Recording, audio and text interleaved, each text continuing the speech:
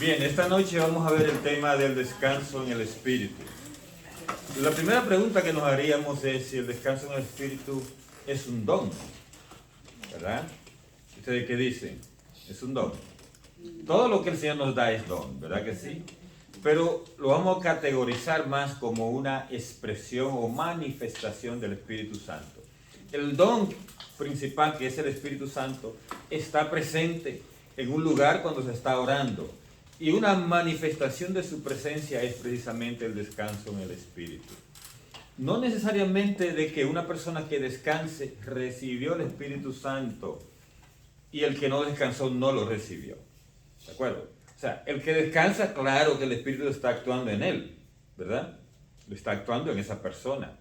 Pero el que no descansa no necesariamente está exento de la presencia del Espíritu y de la actuación del Espíritu. ¿Sí me entienden eso?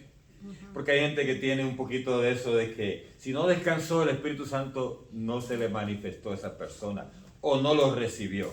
Y eso es falso. Porque el descanso en el Espíritu va a depender mucho de las condiciones, vamos a decir, anímicas de la persona. Es decir, como qué es lo que la persona está queriendo recibir y si no tiene miedo de esa manifestación. Porque a veces si se tiene miedo, entonces el Espíritu, que es un caballero, no va a forzar a la persona a que descanse. Entonces vamos a hablar un poco de esto del Espíritu Santo y del descanso en el Espíritu y cómo es importante en la sanación interior. Por eso le damos a esta enseñanza el título de Descanso en el Espíritu y la sanación interior. Lo primero que quiero hacer es compartir algunas lecturas, porque hay gente en nuestra iglesia que considera que eso del descanso en el Espíritu es algo que no tiene nada que ver con la iglesia católica. Y sí tiene que ver, y se lo voy a demostrar a ustedes. Primero, que está en la Biblia, porque algunos dicen que no está en la Biblia, y sí está. Y lo podemos empezar precisamente con una lectura del Génesis. Nada más que, y nada menos que el Génesis. Cuando ustedes buscan en Génesis, por ejemplo, 2:21, van a ver que Dios hizo caer en un profundo sueño al hombre para sacar de ahí la costilla y formar la mujer. Eso es lo que nos dice Génesis 2:21. Le leo, dice: entonces Yahvé hizo caer en un profundo sueño al hombre y éste se durmió. Le sacó una de sus costillas y rellenó el hueco con carne. O sea que Dios le hizo dormir, ¿verdad? Y eso es lo que hace el Espíritu Santo con el descanso, nos hace dormir, ¿verdad? O sea, una forma de sueño diferente al sueño que nosotros conocemos, al sueño nocturno, ¿verdad? O el sueño cuando usted se acuesta. Este es un sueño diferente, es una forma de dormirnos que usa Dios para él tener la oportunidad de hacer alguna acción en nuestra vida, ¿de acuerdo? Porque si no, de otra forma nosotros no le dejáramos a Dios hacer lo que Él quiere hacer.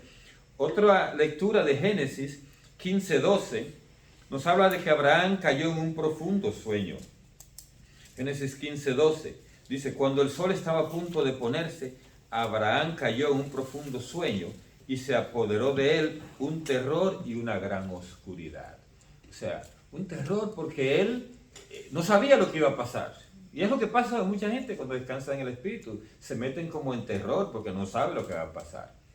Y entonces dice una profunda oscuridad, porque en ese momento él no veía nada. Y hay gente que en su descanso en el Espíritu dicen que lo que ven es eso, como una oscuridad. Todo depende de la experiencia que Dios quiera regalarle. Aquí Abraham le regaló eso de la oscuridad.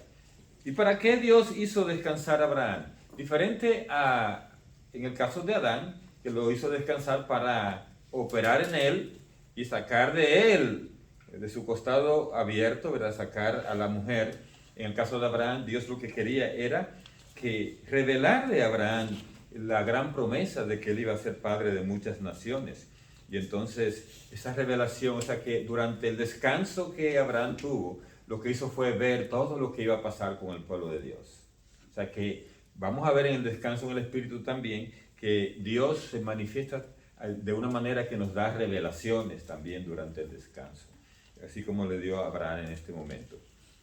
Otra lectura es de Saúl, que vamos a ver. Saúl, el rey, que descansa en el Espíritu. Y vamos a ver lo que pasó aquí. Dice aquí, esto está en 1 de Samuel 19:24. Y dice de Saúl, Saúl acababa de ser ungido por el profeta Samuel. Y entonces él se fue a un lugar para encontrarse con unos profetas. O sea, y era como una especie de grupo de oración que él se iba a encontrar. Eso era lo que eran los profetas. Porque allí se profetizaba y todo eso. Y dice aquí, si quieren le leo desde el versículo 18, dice, David se libró al huir y llegó a la casa de Samuel en Ramá. Le contó a este todo lo que había hecho Saúl. Con Samuel se fue a vivir a la celda de los profetas. Y dice, le avisaron a Saúl, David está en la celda, cerca de Ramá. Saúl mandó entonces a unos hombres para que se apoderaran de David. O sea, Saúl tenía malas intenciones con David, en este caso.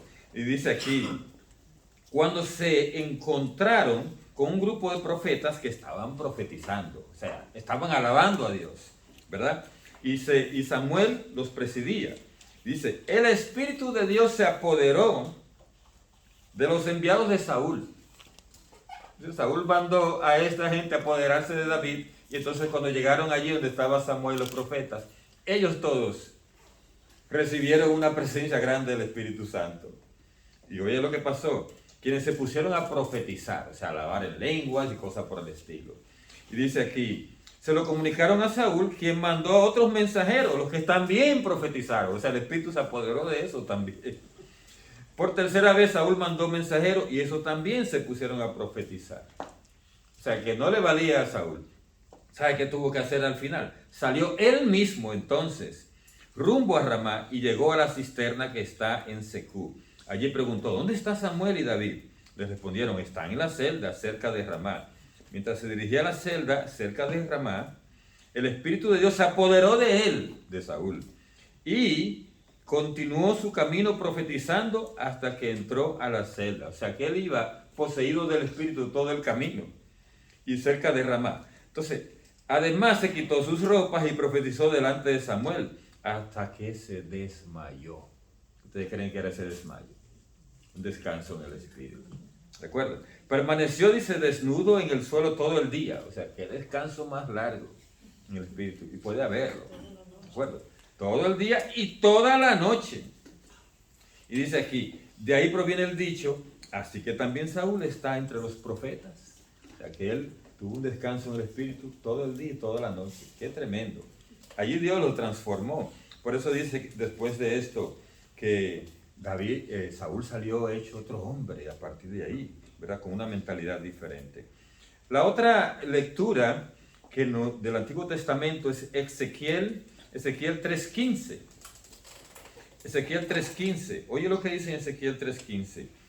Ezequiel está llegando a un lugar, dice, cuando llegué a Tel Aviv, donde estaban los desterrados a orillas del río Quebar, permanecí 7 días como atontado en medio de ellos. ¿Ustedes creen que eso de atontado? Poseído por el Espíritu Santo. O sea, como en descanso, ¿verdad? Que eso es lo que queda la gente cuando entra en descanso, o sea, termina como atontado, ¿verdad? Entonces, mira aquí cómo Ezequiel permaneció 7 días en esta condición, ¿verdad? O sea, como que entró en descanso y se quedó allí con el efecto de esto por 7 días.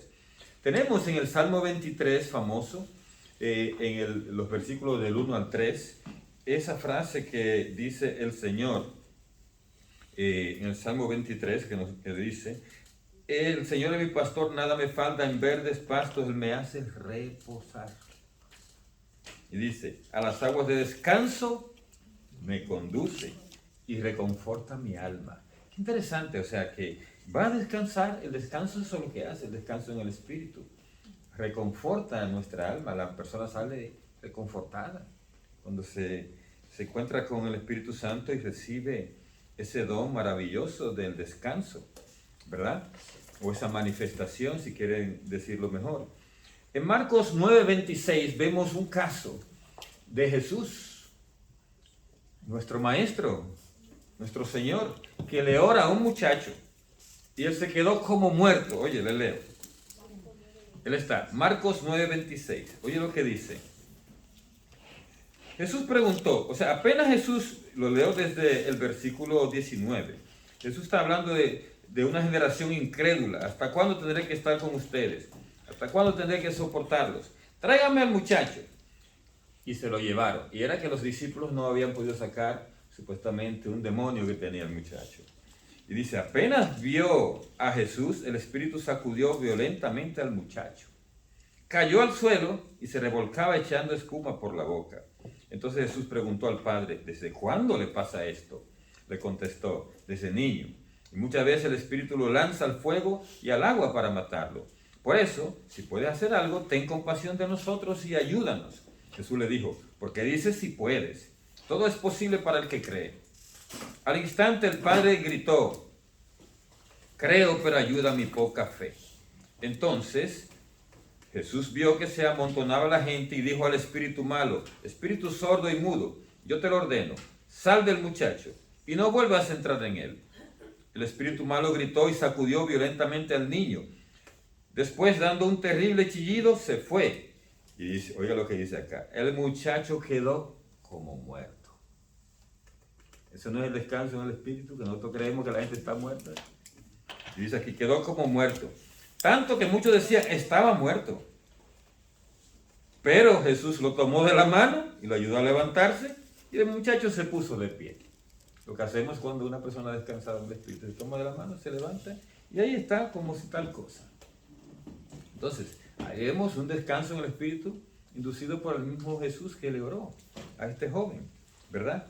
Y le menciono también en Hechos de los Apóstoles, que menciona mucho a gente que cuando comienza a hablar del descanso en el espíritu, prácticamente la mayoría habla de dos lecturas. Habla de una del profeta Daniel, y ni siquiera la encontré yo, leí Daniel de arriba abajo y no encontré esa lectura. Pero algunos hablan del profeta Daniel.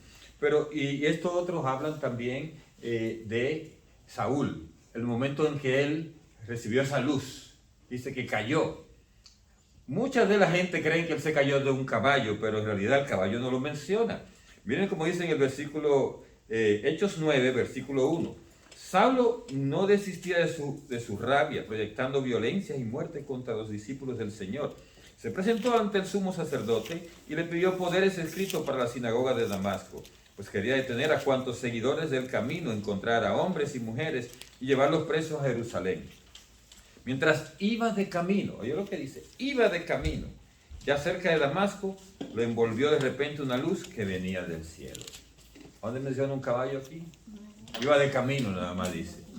Y sabemos que en ese tiempo el medio de transporte más común era, dice, el carrito de don Fernando. Un rato a pie y otro andando. Ese era el medio de transporte más común de ese tiempo, ¿verdad? Entonces dice, cayó al suelo. Ahí sí vamos. Un descanso. Y oyó una voz, o sea, en el momento del descanso, Pablo lo que hizo fue recibir un mensaje del Señor a través de una voz. Y eso le pasa mucho cuando descansa, el Señor le habla. Dice, y esa voz le decía, Saulo, Saulo, ¿por qué me persigues? Preguntó él, ¿quién eres tú, Señor? Y él respondió, yo soy el Señor a quien tú persigues.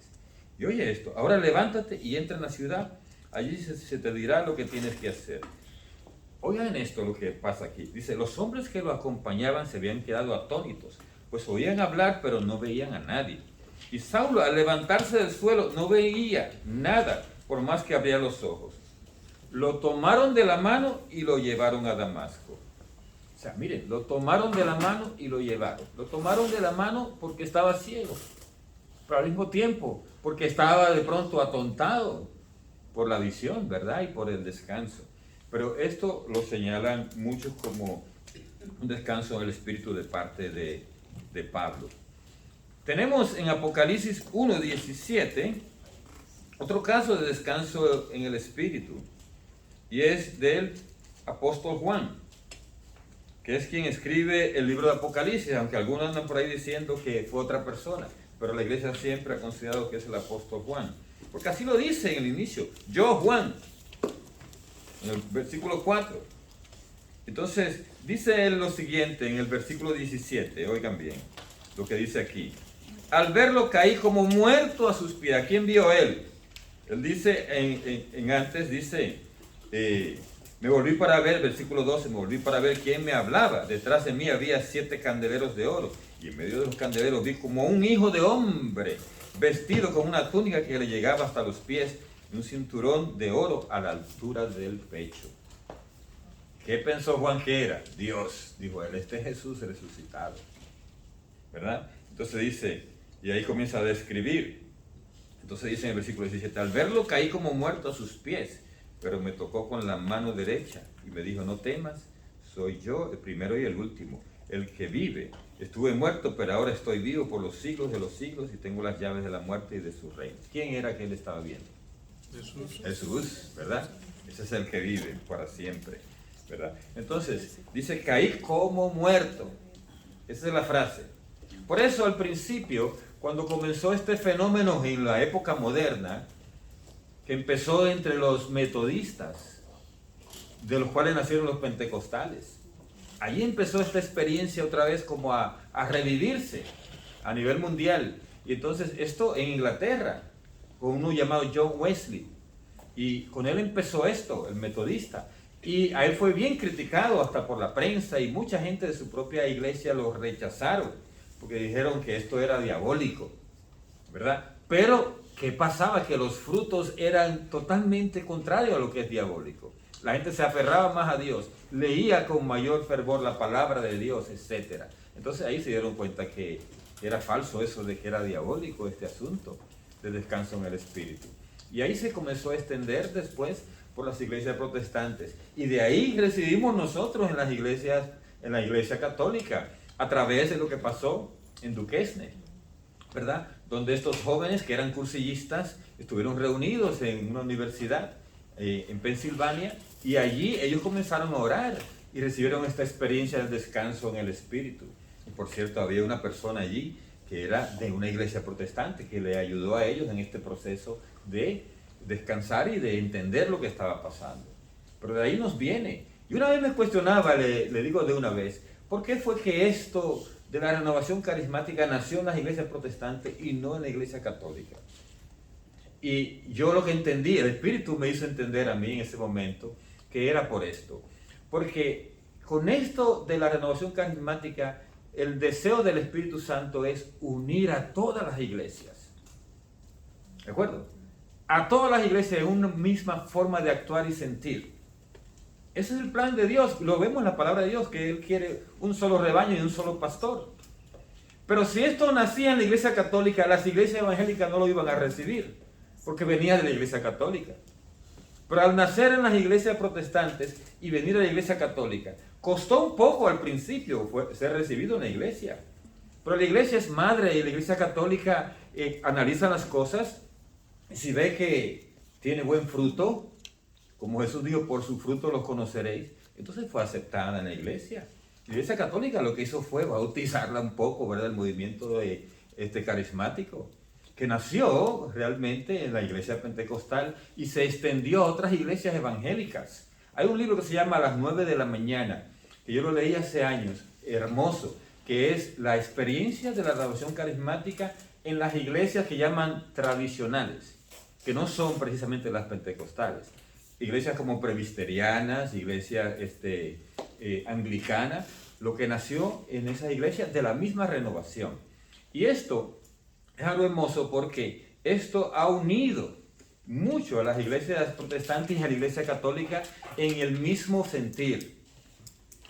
Por eso ha sido también un poco peligroso a veces, porque hay gente que metido en la renovación carismática, cuando se van a un culto protestante, dicen, pero aquí es lo mismo lo que está pasando, y no distinguen el asunto de la doctrina, no distinguen el asunto de los sacramentos, no distinguen ciertas profundidades y ciertas experiencias bien antiguas que tiene nuestra iglesia, que son superiores a lo que están viviendo en estas iglesias protestantes.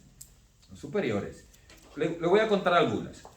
Miren, esto del descanso en el Espíritu es una experiencia que la Iglesia Católica la ha vivido por siglos. Lo único que de una manera bastante discreta. Le menciono un caso, San Ignacio Loyola. Él ideó un método para poder descansar en el Espíritu. Le llamó contemplación. Y Otra santa, Santa Teresa de Ávila, en el libro de las moradas, habla de oración de quietud. Y les leo un párrafo para que ustedes vean de su libro famoso que se llama El Castillo Interior. Oye lo que Santa Teresa decía. Para ver si ustedes no entenderán que esto es descanso en el espíritu, lo que ella está definiendo aquí. Dice ella esto: digo soñada porque así parece está el alma como adormecida, que ni bien parece está dormida ni se siente despierta. Oye, dice ella, aquí con estar todas dormidas y bien dormidas a las cosas del mundo y a nosotras mismas, porque en hecho de verdad se queda como sin sentido aquello poco que dura. O sea, dura poco, dice ella, que ni hay poder pensar aunque quieran. Aquí no es menester con artificio suspender el pensamiento hasta el amar si lo hace. No entiende cómo, ni qué es lo que ama, ni qué querría. En fin, como quien todo punto ha muerto al mundo para vivir más en Dios. Así es. O sea, que es así, dice, una muerte sabrosa, dice ella. Un arrancamiento del alma, de todas las operaciones que pueda tener estando en el cuerpo. O sea, como que la persona se detiene de hacer cosas. Entonces está como muerta, dice ella. Deleitosa, porque aunque de verdad parece se aparte el alma de él, como que se le va el alma a la persona, para mejor estar en Dios, de manera que aún no sé yo si le queda vida para resolver. Esas son frases de ese tiempo, ¿no? Dice, ahora lo estaba pensando y paréceme que no, al menos si lo hace no se entiende si lo hace. Dice ella, todo su entendimiento se querría emplear en entender algo de lo que siente y como no llegan sus fuerzas a esto, quedas espantado de manera que si no se pierde del todo, no menea ni pie ni mano, dice ella. O sea, está todo rígido. Como acá decimos de una persona que está tan desmayada que nos parece está muerta. Esto es descanso en el espíritu. Siglo XV, oiga bien, siglo XV. O siglo XVI, si no me equivoco. Santa Teresa de Ávila. En su libro, este libro se llama Las moradas del castillo interior. Hermoso. Y le menciona a alguien más, una santa. Santa Faustina, una de mis favoritas.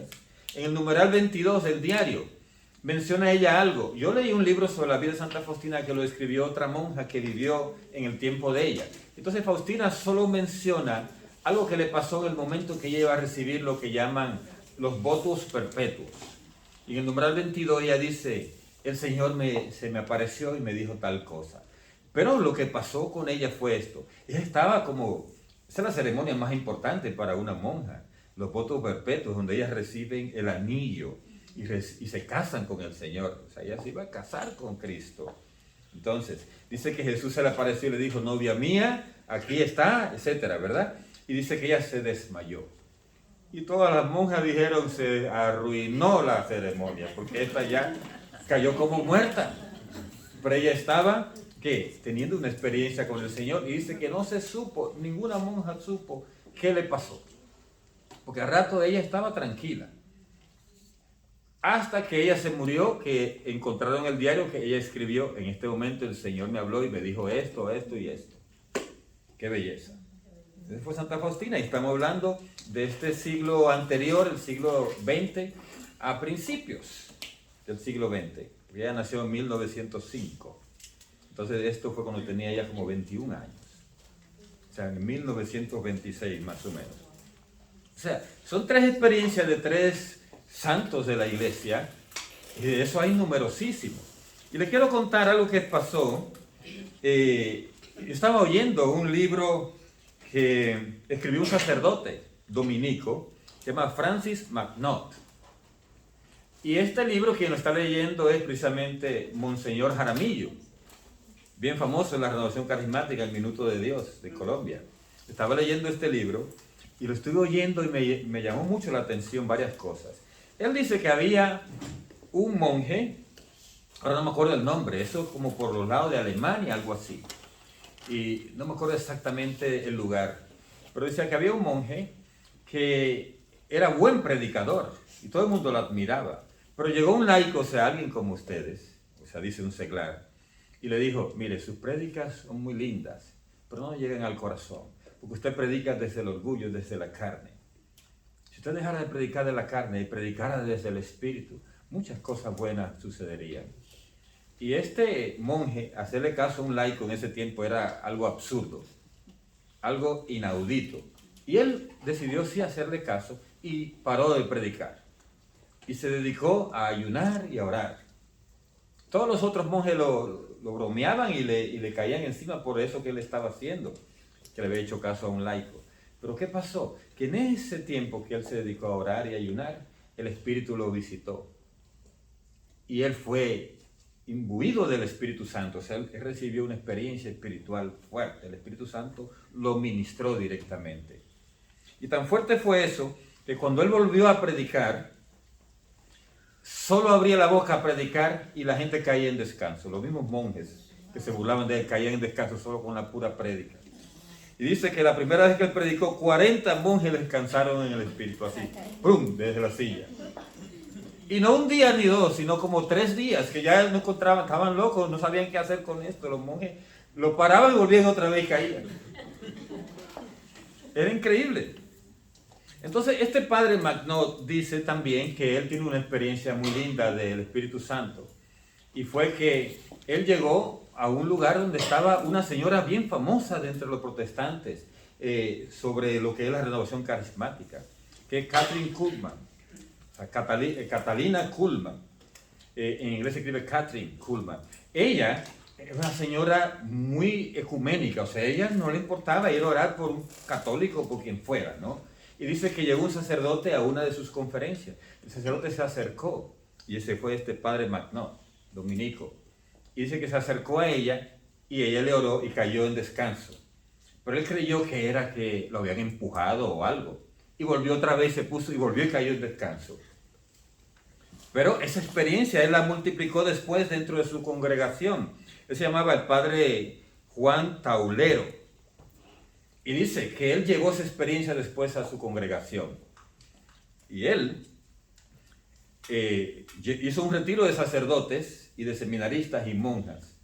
Y en el retiro, después que predicó y dijo todo lo que es el Espíritu Santo, etc., dijo, ¿quién se ofrece para que le oremos? Para ver si cae en descanso. Entonces solo un seminarista fue que se atrevió. Pero él dijo, yo no quiero show, yo no quiero problema de que después me critiquen. Lo voy a sentar, porque si descanse, que descanse sentado. Y lo sentaron al seminarista, y entonces él le oró. Y dice que el seminarista lo vio él como que quedó igual. Y entonces dijo, bueno, era él y otro sacerdote. Bueno, no pasó nada. Entonces dijo, ¿cuál es el otro? Y ve otro seminarista y dice, yo. Entonces van a decirle al que quedó en la silla, le dice, quítate de la silla para sentar al otro y orar por el que sigue. Y él dijo, padre, no me puedo mover. ¿Cómo que no? Y dice que se quedó calladito así y buscaron otra silla. Entonces el siguiente descansó también. ¿Y qué pasó? Que esa experiencia después se multiplicó porque en ese retiro descansaron como 10 personas las que estaban en el retiro. Pero después eso se puso que donde él oraba siempre había descanso en el Espíritu. Por eso él escribió este libro que se llama así, El descanso en el Espíritu, del padre Francis McNaught. Muy, muy hermoso. Otro libro que les recomiendo a ustedes, este no lo van a conseguir, sino yo les recomiendo en YouTube que ustedes busquen El descanso en el Espíritu, Padre Jaramillo o Monseñor Jaramillo, que él está leyendo ese libro y narrando lo que en ese libro dice. Y otro libro que si lo pueden conseguir, yo lo conseguí hace años, es del padre Robert DiGrandis y Linda Schubert. Se llama así mismo El descanso en el Espíritu. Es diferente, porque ellos lo que hicieron fue entrevistar personas que habían descansado para ver qué experiencia habían tenido. Se llama así El descanso en el Espíritu de Robert DiGrandis, un sacerdote, y Linda Schubert. Entonces, dice este padre McNaught que él cuestionaba eso del descanso en el Espíritu, pero él comenzó a ver el efecto que producían las personas. Y dijo, no, aquí hay algo espiritual, esto viene de Dios. Esto viene de Dios, porque es algo diferente lo que está pasando. Entonces, varias cosas que podemos decir de descanso en el Espíritu es esto. Lo primero es que hay dos tipos de descanso en el espíritu, y eso lo menciona el padre Robert de Grandis en su libro. Hay dos tipos. Uno que pudiéramos decir que es por la intercesión de otras personas, ¿verdad? Que otras personas interceden, oran sobre ti y tú descansas, ¿verdad? El otro pudiéramos decir que es autoinducido, dice él. Él menciona esas dos. Yo añadiría una tercera, que es que la persona puede descansar aún sin que nadie ore por ella. Cuando se está levantando una oración fuerte en un grupo, puede que haya gente que caiga. A mí me ha pasado que llevo el Santísimo y antes de llegar a una persona ya cae en descanso, solita, sin que nadie le imponga las manos. ¿De acuerdo? Entonces podríamos decir las tres formas. Porque alguien te ore, porque haya una oración profunda, fuerte en el ambiente, en un ambiente bien fuerte, espiritual, y tú caigas en descanso sin que nadie te toque. Y una tercera, que es la que la Iglesia ha sostenido a través de la oración de quietud que menciona Santa Teresa de Ávila, y que llamaba oración contemplativa a San Ignacio Loyola, que es la autoinducida. ¿Cómo es esta oración, ese descanso en el espíritu? Que tú te pones frente al Señor y te pones a orar, controla la respiración y llega un momento en que entra en una quietud profunda y el Señor te da los mismos efectos que te produce el descanso en el espíritu, tú lo vas a recibir. Porque tú te quedas quieto. Y eso es lo que el Señor quiere precisamente con el descanso. Que nos quedemos quietos porque nosotros tenemos la mala costumbre de querer controlarlo todo. Y el Señor quiere controlar nuestra vida aunque sea por esos minutitos. Dicen que este seminarista que se quedó en la silla que no se podía mover, estuvo más de un día, como día y medio, así, y no podía moverlo. Hasta que le dijeron, y él podía hablar y todo. Hasta dijo una, colóquenme los lentes de otra manera que se me están corriendo. Hasta eso dijo. Y entonces, ¿qué pasó? Le preguntaron, ¿qué tú has sentido? ¿Qué es lo que está pasando contigo? Dice, el Señor me habló y me dijo, déjate controlar por mí. Fue una frase tan profunda, porque el Señor le estaba diciendo, yo soy el que mando. ¿De acuerdo? Y eso es lo que nos pasa a nosotros. La mayoría de la gente que no descansa en el Espíritu son los que quieren controlar la experiencia. Los que se ponen así para que no le pase nada. A mí no hay quien me tumbe. Eso así, no le pasa nada. ¿Entiendes? Porque están con ese afán de controlar. Y el Señor lo que quiere es que le demos el control a Él, aunque sea por esos minutos. Para Él hacer la belleza que Él quiere hacer con nosotros. ¿Entiendes? Entonces, este joven seminarista, el Señor le habló así, déjate controlar. Y cuando Él le dio el señorío a Jesús, lo dejó controlar, entonces ya pudo levantarse de la silla. Pudo levantarse de la silla. Porque el Señor hizo lo que iba a hacer con Él. Entonces, muchas veces nosotros podemos esa misma experiencia de quietud hacerla a través de una oración, que la Iglesia nos enseña a través de Santa Teresa de Ávila, a través de San Ignacio Loyola y otros santos que han desarrollado lo que es la oración mística, la oración profunda. Y entonces, a través de esta oración, tú puedes lograr, yo particularmente así es a las veces que he podido descansar en el Espíritu, o sea que el mismo efecto, a través de una oración de quietud. Y es algo hermoso porque tú te levantas como una plumita, te levantas reconfortado, te levantas lleno de esa presencia del Señor. Y uno no sabe lo que el Señor está haciendo durante el descanso, porque es obra de Él es el que controla. Nosotros no podemos controlar eso. Entonces, ¿qué sucede durante el descanso? Hay momentos, como dije antes, en que el Señor habla a la persona, oye la voz, o las personas ven visiones, o sea, el Señor le regala visiones a ciertas personas. También pueden haber sanaciones físicas durante el descanso, lo ha habido. También pueden haber sanación interior. Y ese es el tema principal que me trae aquí con ustedes. O sea que el tema de la sanación interior es mucho más fácil el lograrlo a través del descanso en el Espíritu. Si nosotros propiciamos que la gente deje que el Señor actúe. Porque el descanso del Espíritu no es más que esto. Yo lo comparo con la anestesia que ponen los médicos. Te van a operar y tú necesitas primero que nada un anestesista. Que venga y te ponga anestesia general. Recuerdo una vez yo que por estar yendo a una reunión, estaba en los grupos de jóvenes y por estar yendo a una reunión rápida, me estoy comiendo un hueso de pollo. Y ese hueso así, el más larguito del muslo, tiene arriba una parte que es el cartílago. Y a mí me encanta. Yo estoy masticando, pero por la rapidez me lo tragué casi entero. Y se me ha quedado aquí. Y yo pasé toda la reunión con esa molestia ahí. Hablaba, respiraba y todo, pero al final de la reunión dije, ya yo no puedo más. Mi respiración se está poniendo más difícil. Me llevaron al hospital, a una clínica en mi país, y el doctor me dijo, tengo que ponerte una mariposita. Dijo, ¡pum! Fue una inyección de anestesia general. Y yo lo sentía, yo los oía a ellos, pero no podía moverme. Y yo vi que ellos agarraron un tubo, me meten el tubo por la boca y me empujaron el cartílago. Simplemente eso hicieron. No hubo que abrirme ni operarme ni nada, simplemente eso.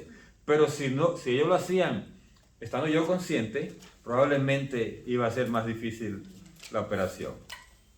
Entonces, eso es lo que el Señor hace precisamente. Nos da a nosotros una oportunidad de hacer algo por nosotros, pero nos quita primero el control. Porque si tenemos el control, no vamos a dejar al Señor actuar. Entonces nos quita el control, por eso la gente cae al piso. Y una de las cosas que ha desmeritado un poco el descanso en el espíritu es por lo del piso. Porque la gente cae al piso. Porque la gente no se quiere dejar humillar. Caer al piso es como humillarse. Pero el que no se humilla ante el Señor cree que va a recibir algo.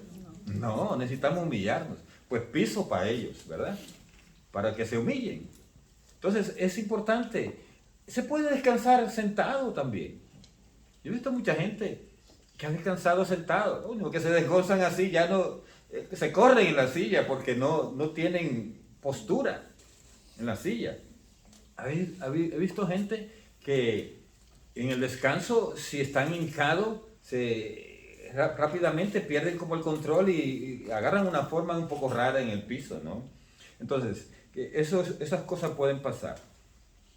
Ahora bien, ¿qué se recibe durante el descanso en el espíritu? Se recibe paz. La gente se llena de paz. El Señor da mensajes. El Señor da revelaciones privadas. El Señor da, como dije antes, sanaciones físicas y sanación interior. ¿Cuánto tiempo dura un descanso en el espíritu? Minutos hasta horas, como le dije antes, hasta 1 día y medio duró ese seminarista, o algunos de ellos duraron hasta varios días. Y vimos en la palabra de Dios cuánto tiempo duró, 7 días, dice Ezequiel, ¿verdad? Y dice de Saúl que duró todo el día, toda la noche, ¿verdad? O sea que el tiempo va a depender de una cantidad de factores. Lo que me resulta un poco raro a veces es cuando usted ve el descanso en el espíritu, por ejemplo, en las iglesias protestantes, el que está orando por ellos, le impone la mano, cae y de una vez se levanta. Vuelve otra vez, le pone, cae y otra vez se levanta. Y pasa eso varias veces. Y inclusive este sacerdote, padre Francis Manó, decía, eso cuando lo veía, sentía que era falso. Sentía que eso era como un show montado. Y no podemos decir nada de eso. Realmente cada uno tendría que juzgar por los frutos que se producen. Pero lo más importante en esto no es el tiempo, sino porque sabemos que el Señor puede hacer una obra en 1 segundo, ¿verdad? Si tú caes 1 segundo en descanso y te levantas otra vez, en ese segundo el Señor puede hacer la obra. Porque el Señor es así, el dueño del tiempo. Y el Señor lo que hace es que alarga tu tiempo que estás ahí en el descanso. Él lo alarga porque Él está en presente. Y allí se puede dar una experiencia hasta de 1 año entero. Hay un caso muy hermoso de un predicador de Colombia que había sido secuestrado, se llama Marino. Y él, ese predicador muy famoso, usted puede encontrarlo por el internet, el testimonio de él. Y él dice que pasó toda la noche en una especie de éxtasis. Y eso es lo que es el descanso en el espíritu, una especie de éxtasis. Y él recibió lo que llaman un conocimiento infuso. ¿Qué quiere decir eso? Que él en un momento, en 1 segundo, en esos ratos que pasó toda la noche en éxtasis, él recibió todo lo que es la doctrina de la iglesia, todo. Y era una persona que estaba metida en el mundo, pero de cabeza. Y de un día para otro sale sabiendo toda la doctrina de la iglesia y toda la Biblia. Marino Restrepo. Y es increíble cuando él predica las cosas profundas que él habla.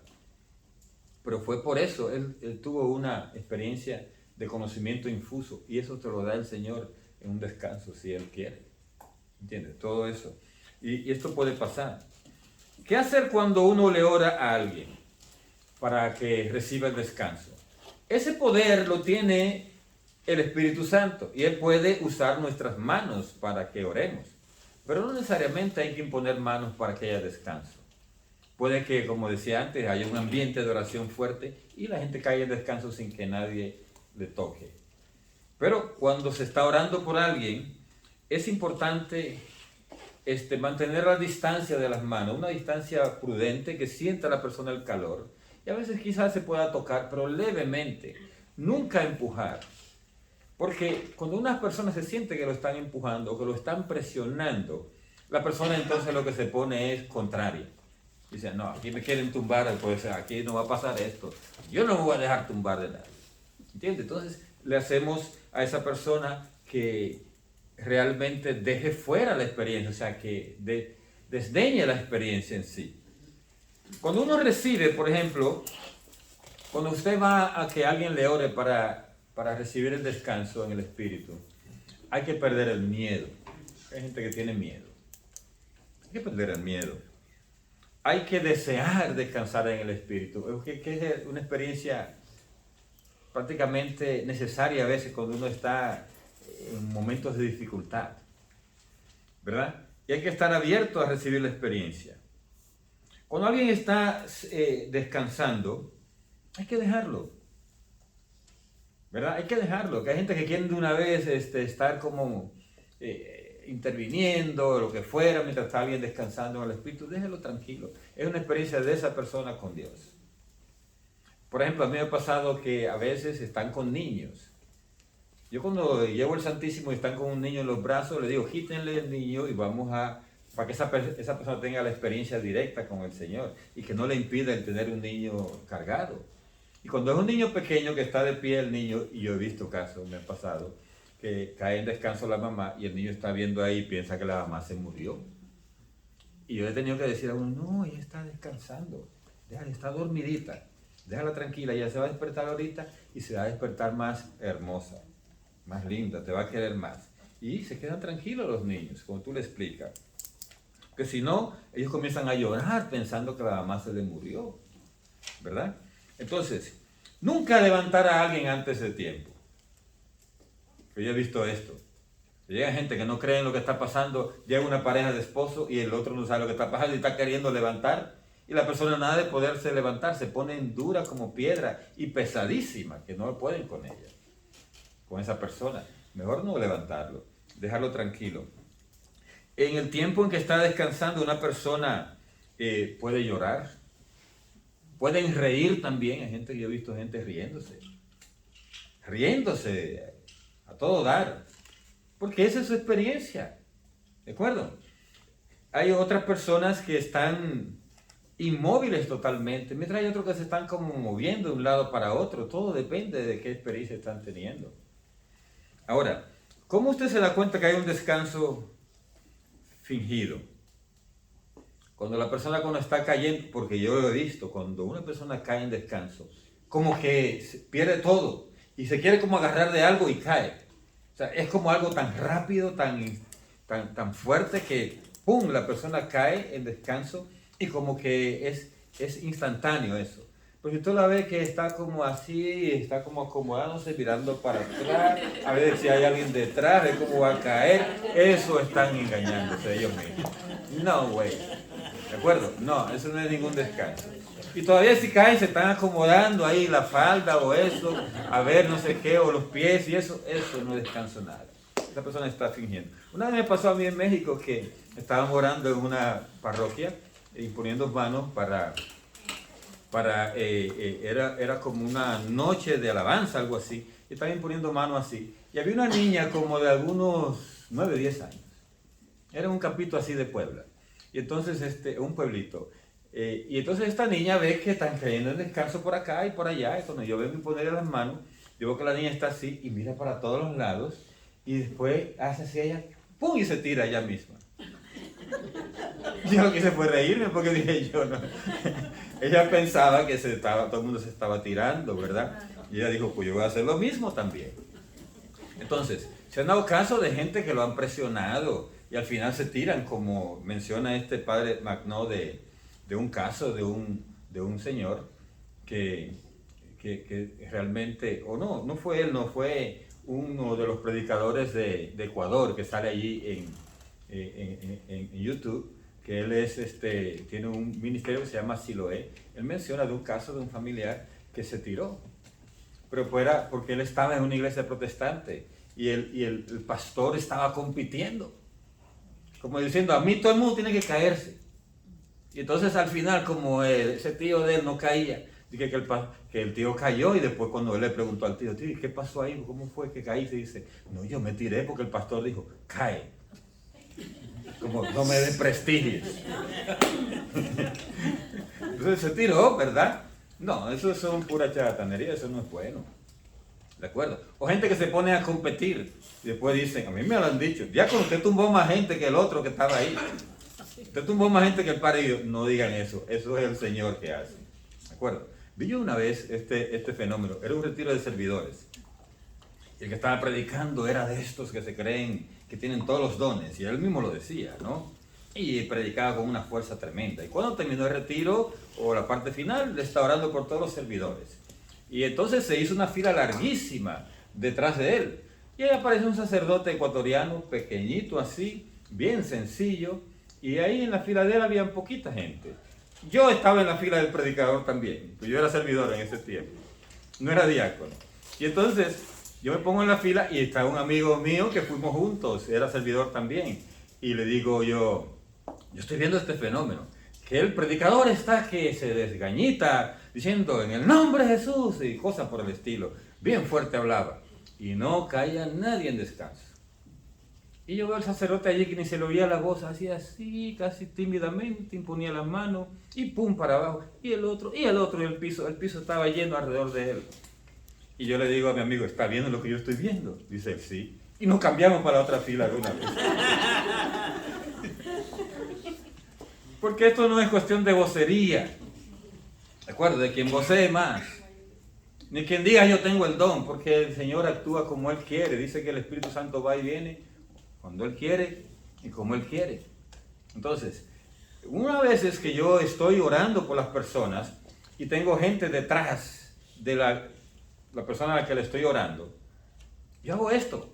Porque yo puedo venir con una unción, digamos, a orar por las personas.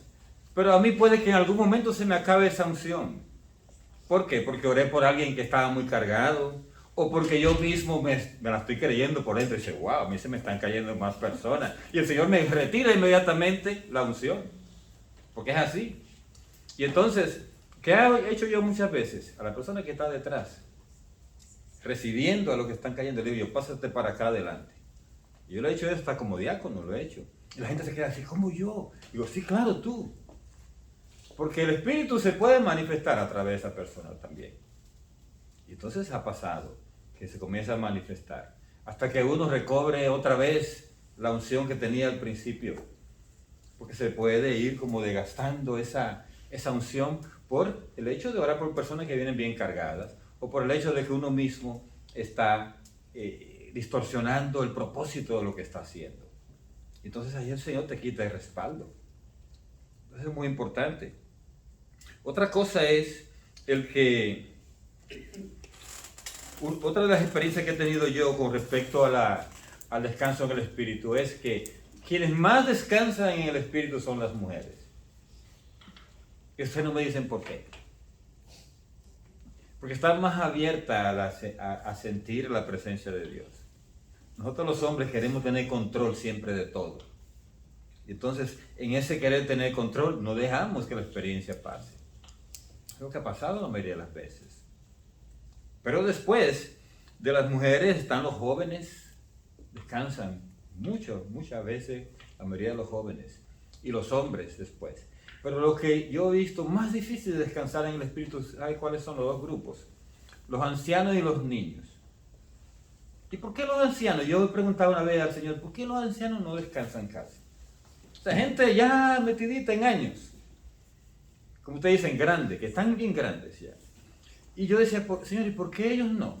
Después comprendí que eso viene de que estas personas, la mayoría vivieron una fe de hace años, en la cual era rezadera, cumplideras, romerías y cosas así. O sea, que era una fe de cumplimiento.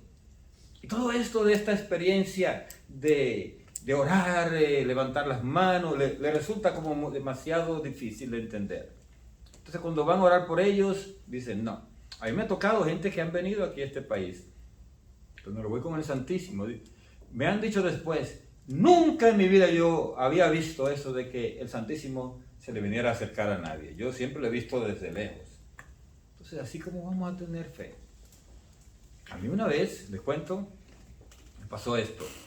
Llegué a una parroquia y cuando terminé de predicar dije, íbamos a exponer el Santísimo, les puse y le dije a los servidores, traigan a la gente al frente que vamos a pasar con el Santísimo, llevándole la presencia del Señor cercana a cada uno.